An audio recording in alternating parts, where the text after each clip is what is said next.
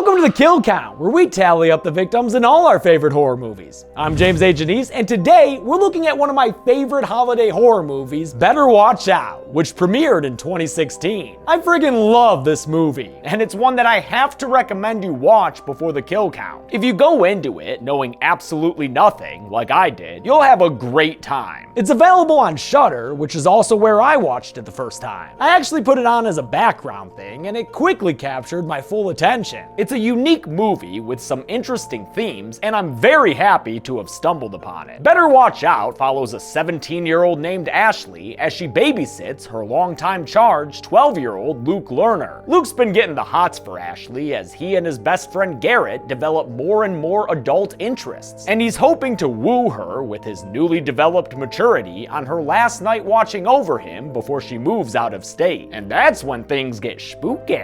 Better Watch Out was an Australian-American production, originally made under the title Safe Neighborhood. Glad they changed it. It was directed by Chris Peckover, who wanted to capture what it's like to be an adolescent in the modern world, where all the information you could ever wish to know is right at your fingertips. His lead cast of young Australian actors is what makes this movie something special. Olivia de Jong is awesome, which is no surprise after her natural performance in The Visit, and her Visit co-star Ed Oxenbould continues his well-honed hip dork shtick as Garrett, the Eddie Haskell-like best friend. The final star, Levi Miller, is infuriatingly effective as Luke, and I'm glad he got to be in a good movie like this after having played Pan in that 2015 box office bomb. All of these actors worked with Peckover to develop their roles, resulting in a trio of believable characters and a hell of an entertaining film. Let's get to the kills and see how many bodies were left under the tree by Santa meat. Nope, still gross. The movie begins on a festive Christmas street with a festive Christmas title card. 17-year-old Ashley is moving out of state in a couple of days, but is still willing to do a last-minute babysitting stint at the Lerner residence, where 12-year-old Luke Lerner researches the best way to stimulate sexual hormones. Want to put her in the mood? Watch a horror movie. And yeah, that boy's voice be cracking like a glass window in a hailstorm the whole damn movie. It's honestly perfect for his character. Luke's best friend Garrett is over, poning noobs, and when the two of them aren't debating the realism of Home Alone, God, are we seriously back to the paint can debate? they're talking about Luke's hottie hot babysitter. Luke thinks he has a chance, but Garrett is more realistic, even if his math is off. She's like twice our age. I really don't think it's gonna happen. Garrett would rather just toke up and chill, but Luke won't listen. He's making his move tonight. Also, 12-year-olds smoking weed? That's not right. But the conflict between being a child and being an adult is a central one for Luke. He thinks he's all grown up, but his door frame still has height markers on it, and he still uses the fetus machine every night, which plays womb noises to lull the lad to sleep. Hey, maybe just go with rain sounds, brah. Ashley arrives at the Lerner house and is greeted by Luke's parents, Deandra and Robert. They're played by Virginia Madsen and Patrick Warburton, who were last-minute additions to the cast. It's a treat to have these minor characters played by frickin' Helen Lyle and Brock Sampson. It adds a nice little spice to the proceedings, even if I don't particularly care for their characters. They're so nasty to each other. Before leaving, Deandra shows Ashley the pencil trick. No, not that pencil trick. One where they place a pencil on this unusually high door handle to let them know if Luke sleepwalked that night. Sleptwalk? The squeaky somnambulist says goodnight to Garrett and then his parents with a relieved closing of the door. So what do you want to do? Movie? Why don't you take a seat for a mo and tape that cracked voice back together, little buddy? Ashley's got to talk on the phone to her age-appropriate boyfriend, Ricky, who's sad that she's moving away so soon. Luke hears Ashley call him a kiddo, and, out of a sense of rejection, he cracks open a little bit of the bubbly. He tries to impress Ashley by drinking it in front of her, but unlike Samara Weaving's Bee, this babysitter ain't bout all that bullshit. At least not until Ricky stresses her out so much she takes a swig herself. Luke catches her and talks his way into getting the bottle back, then leaves as Ashley answers a phone call. But there's nobody on the other end. Ooh. And just moments ago, she found the kitchen door open, and the swing was swaying outside. Ah! Ashley and Luke settle into a horror movie, you know, to get those hormones going. And with an adequate amount of alcohol soaking into his adolescent brain, Luke lines up his shot. He tells Ashley she deserves better than the crop of guys she's been seeing lately, and denies her accusation that he's just a kid. He's about to be 13, and besides, he's mature for his age. I'm mature for my age. See? Probably even mature enough to not take things the wrong way. If I were your age, I'd date you. Oh, no, you know what? Probably shouldn't have said that. Ashley answers the door to a pizza guy, which is weird, because she never got around to ordering the pizza. Eee! Luke says it's fine, though. His dad probably ordered it for them. And why not eat that daddy pizza up by some romantic candlelight? He even snuggles up to her during movie time, but thankfully, Ashley does establish some boundaries. She starts to get scared watching the movie, not noticing scarier things behind them in the window, and when she accidentally grabs Luke's hand out of fear, well, that just pops the kid's cork right off. No, Luke. Why? Why? No, just because, Luke. Look, I know you've been drinking. So have you, so why won't you Because, kiss me? Luke, it is the most inappropriate thing ever. Oh boy, this is not a pleasant night for anybody. And it's not made any better by the creepy phone call Ashley gets with a distorted voice saying it can see her. She's defiant like Sidney Prescott, just without that finger in her nose, but she fails to remain calm when she sees the kitchen door is open again. This might be a problem. Oh man, and drunk ass Luke just tossed her phone into the fish tank? Luke, you sloppy bitch. A loud knock at the front door scares the bejesus out of them, but since Luke wants to prove that he's a big strong man, he opens it, only to get dinoed to the floor by Garrett. Hi, how are you? Get off me! But Garrett says he didn't open the kitchen door or call them, and a crash from upstairs absolves him of suspicion. Ashley goes into action mode and takes out a kitchen knife, then leads the boys upstairs to see what made that noise. Well, there's your problem right there. You gotta break through your window. Ashley goes to call the police, but their cell phones aren't getting any signal, and their landline appears to be dead. With the internet down as well, Ashley decides to just take the kids and drive somewhere. But good luck getting that car down the street. Maybe it's for the best though. According to the brick, they're gonna wanna stay inside. Gonna wanna stay inside for good. Headlights on the front lawn turn Garrett into Scarrett, and he runs out of the house into the backyard. Oh shit, that kid just got shot. Shit, close the door, Ashley, and get down, Mr. President! Luke tells Ashley he wants to get his parents' gun, and it might be a good time for that, since they see a silhouette in the window. Even worse, upstairs, there's a dude in a ski mask prowling around with a shotgun. Ashley starts freaking out and says she doesn't think she can handle this, but lucky for her, Luke is eager to be her hero, baby. But I have to get the gun. Wait, no. Get it, he does, and the two of them end up in Luke's room where they hide in the closet. Wow, nice telescope collection, dude. They're frozen shitless as they watch the masked figure poke around. But wait a minute. Hey Ashley, isn't that the same ski mask you saw in a family picture earlier? And isn't that shoulder scratching kind of reminiscent of Garrett, the weirdo who's always, scratching his shoulder? Oh my god. No! Garrett? Holy shit. This whole first act was a goddamn setup. Luke concocted this whole thing just to scare the pants off of Ashley. Or I guess, scare his way into Ashley's pants. He says he did it because she wouldn't give him the time of day, but she is not having it. You treat me like a child. And what, you were gonna show me how much of a man you were by rescuing me from fake armed robbers? Like she seriously ain't having it. What delusional infant thinks that staging a break-in is gonna get you to second base? She's full of righteous anger, and it's absolutely amazing to watch her yell at this little shit so much her Aussie accent slips out. You need therapy, lots of it. She storms out to call his parents as he begs her to hold on a minute. Ashley! What? Whoa, what the fuck, dude? Yo, Garrett, this shit just got fucked. That slap and stare tumble knocks Ashley unconscious, and when she comes to, she finds the kids casually discussing sex with Adventure Time characters. Fuck Princess Bubblegum. One, she's made of bubblegum, so she can, stretch, which leads to two. Her pussy tastes like bubblegum. And deconstructing their trickery of the night. Ha, nothing more reliable than the old clown standee in the window trick. Oh, and also, Gare Bear be riding hard on that oxy train. It's like marshmallows. Luke starts to tease Ashley like some pint-sized Mr. Blonde because that's kind of this fucker's whole thing. He's acting in a way he thinks is macho that he learned from TV and film, and he thinks he'll get away with it all because he's just that full of entitlement. Luke, listen to me, okay? I didn't say talk. You talk when I tell you. Yeah, this plaid little puckering asshole sits there and makes a bit of it. Okay. Talk. Ashley tells him this is serious. She might have a concussion and she should probably go to the hospital. But Luke just keeps putting on his own personal show, and Garrett simply engages in whataboutism. This is not okay. Whatever. Neither is political corruption in West Africa.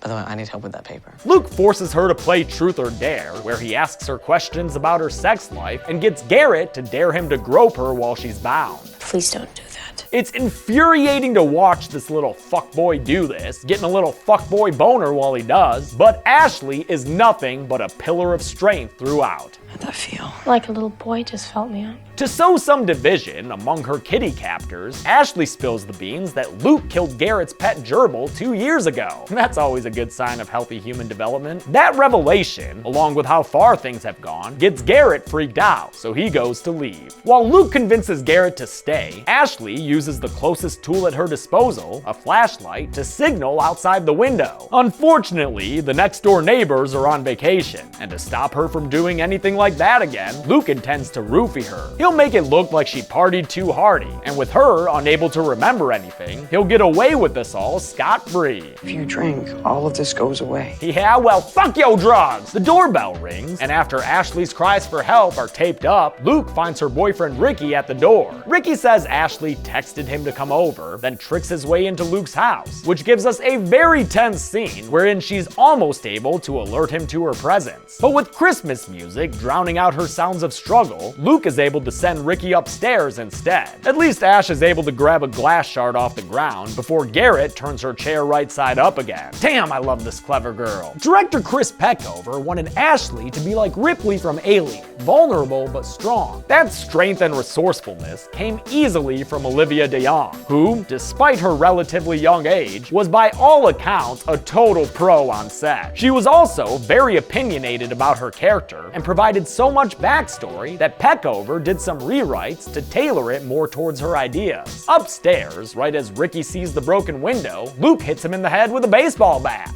Must be peanut butter jelly time. Luke's attempt to act cool only magnifies how much of a fucking dweeb he is, but he's still a dweeb who's able to get the upper hand against Ricky by using his sleepwalking pencil to stab him in the face. Garrett gets upstairs and holds Ricky up at gunpoint before Luke knocks him out with a bat jab. Things have escalated quickly, but Luke still denies that they're in over their heads. Luke, we're gonna fucking die in prison.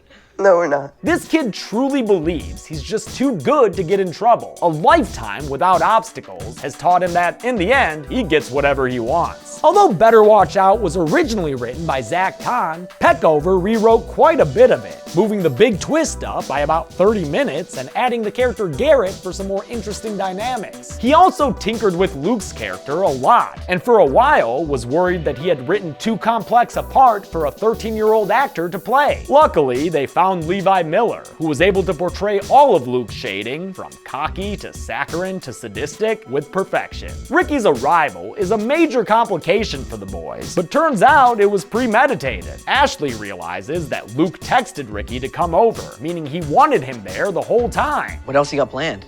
What else are you gonna lie to me about? Well, looks like he had planned for Ashley's phone to go for a swim, since he takes it out of a plastic bag and tells her to use it to call her ex-boyfriend Jeremy over. She refuses to do so, even calling Luke's bluff that he'll shoot her, so instead, he duct tapes her mouth again and calls Jeremy himself. After the phone call, Luke gets back to playing with his prey, only for Ricky to interrupt. What are you doing there, Rick? Oh God, you're pissing your pants! You're pissing your pants! You're pissing your pants! Luke's cleanup sends him outside, and while he's gone, Ashley is able to use that glass shard to cut away at the duct tape binding her. Luke comes back, and since Garrett's been smoking weed, he wants to cover up for the smell by putting it in Ricky's system. He coerces him to toke at gunpoint, then watches in astonishment as smoke comes out of the guy's cheek hole. Definitely a cruel way to treat somebody, but it's actually nothing compared to what he has in store next, which Garrett unwittingly helps him set up. Dude, why do you hang out with this guy? Because he's my best friend. And best friends test theories with each other, which is why Luke is breaking out the paint cans and rope. Bombs away! Fuck, man! Oh, you're in fucking Home Alone again? Garrett begs Luke to stop, but Luke shuts him up with a threat. And although Ashley finally cuts herself 3/4 free of the chair, it's too late for her to salvage the situation. Luke chucks that paint can, and it comes down hard, killing Ricky by smashing his face in. Oh man, shit just got serious. His head! His head had just exploded! Yeah, dude, it did. Hey, shouldn't that be making orange? Ricky's memorable death here was accomplished by combining two different shots. One with Luke upstairs tossing down the paint can, and the other with the first floor characters reacting to it. Actor Alex Mikic, which I might be pronouncing wrong, had to be covered in paint for several days of shooting, since his body stays put for a while. But he seemed to be a good sport about it. I think he knew he had the coolest death scene, so I think he sat through all that because he knew it was worth it. With somebody actually dead now, we're past the point of no return. But since the gun has been unloaded, courtesy of Luke, Ashley is forced to run away into the backyard where she's tripped and shot by a paintball gun. Cause this little tripwire trap is how Garrett faked getting shot earlier. Speaking of the lily-livered bestie, here he is now, trying to stop Ashley so he doesn't get in trouble. Instead, he inadvertently helps her with that chair problem, and she gets away. Well, she almost gets away. But Luke puts an end to that with his old friend, the Eve Dye brick. Besides the beginning, that's about the furthest we get outside the house in this movie. Since it takes place almost entirely inside the Lerner home, production designer Richard Hobbs, who also worked on Fury Road and Thor Ragnarok, built a whole set that allowed them to get all the shots they wanted, like the Steadicam shot that followed Scooter Boy Garrett as he rolled around the house. Even the backyard was a set, a very convincing one too. It's so special, and it looks so realistic that when you're shooting in there, you can't help but feel a little caught up in like all the snow and the light. It was a helpful tool to make the actors believe they were in an American winter, since the film was shot during an Australian summer. It was this really weird cognitive dissonance where I was like, I'm really hot, I'm sweating, but I see snow. And it's weird. As Luke enjoys carolers on his porch, which lets you know he's a sociopath, a peek through the window breaks the normal upper middle class facade he's constructed. With Ricky dead, Garrett passed out, and Ashley super extra tied up. Doesn't mean she can't show that prick what's what though. Garrett laments that they're gonna go to jail, but Luke is still confident, citing all the other stuff he's gotten away with, like how he faked sleepwalking to stay out late. I am the Harry Houdini of getting away with it. You're just gonna do what I say. Luke's latest plan is to set up Ashley's ex, Jeremy, and that begins with an incriminating post from Ashley's Facebook. Why can't exes just go away? Jeremy is like freaking me out. Jeremy has finally arrived in response to Luke's earlier phone call, and after psyching himself up in the car, yeah, we cool? Fuck yeah! He goes around the back of Luke's house looking for Ashley. He finds Luke instead, who wants to have a talk with him. Have a seat.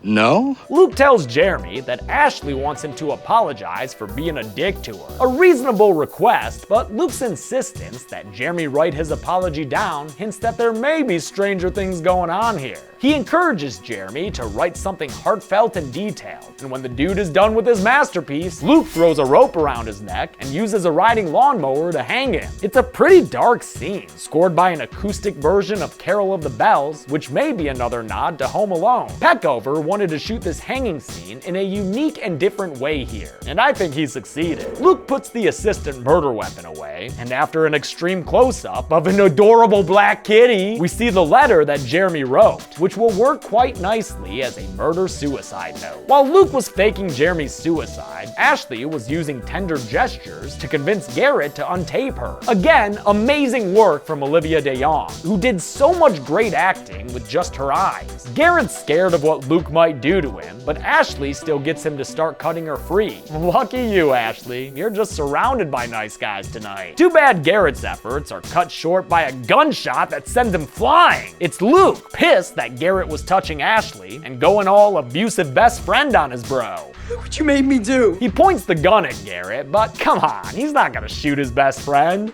Oh, my mom.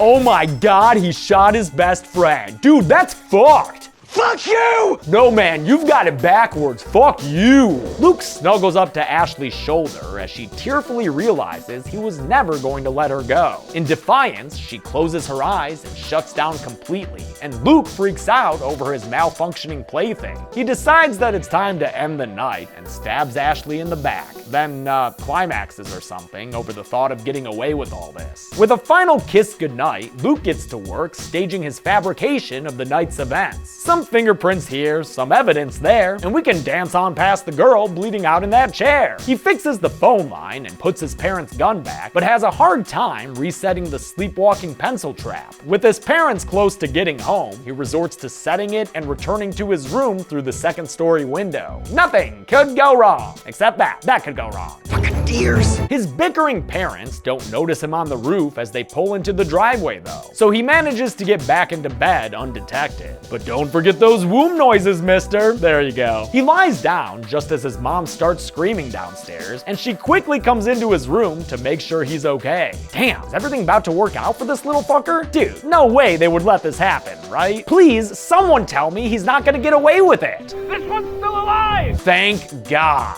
Ashley is wheeled out on a stretcher, having stopped the bleeding from her stab wound with duct tape. The movie ends with her signaling to Luke exactly what he is. Yeah, you fucked, dude. Enjoy that mama hug while you can. How many people died in this horror version of Home Alone? Let's find out and get to the numbers.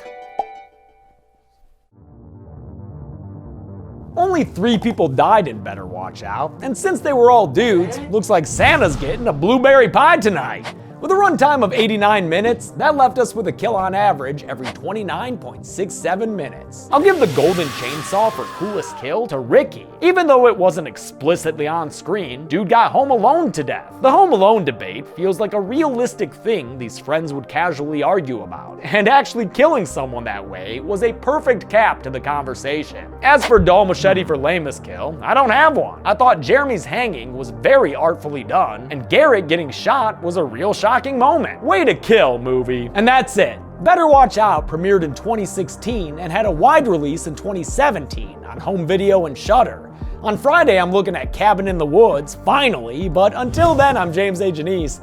This has been the Kill Count. Thanks a lot for watching the 3rd annual Holiday Kill Count. I want to thank some patrons like Jessica Lois Baldock, Mackenzie Walls-Young, Kyle Rowley, Henry Gates, Chad Thompson, Robert Fairbanks, and Christina Alfonso. Wait, Christina, you're a mod. What the fuck are you doing? I hope everyone has a Merry Christmas. Got a couple kill counts left for you this year. Thanks everyone. Be good people.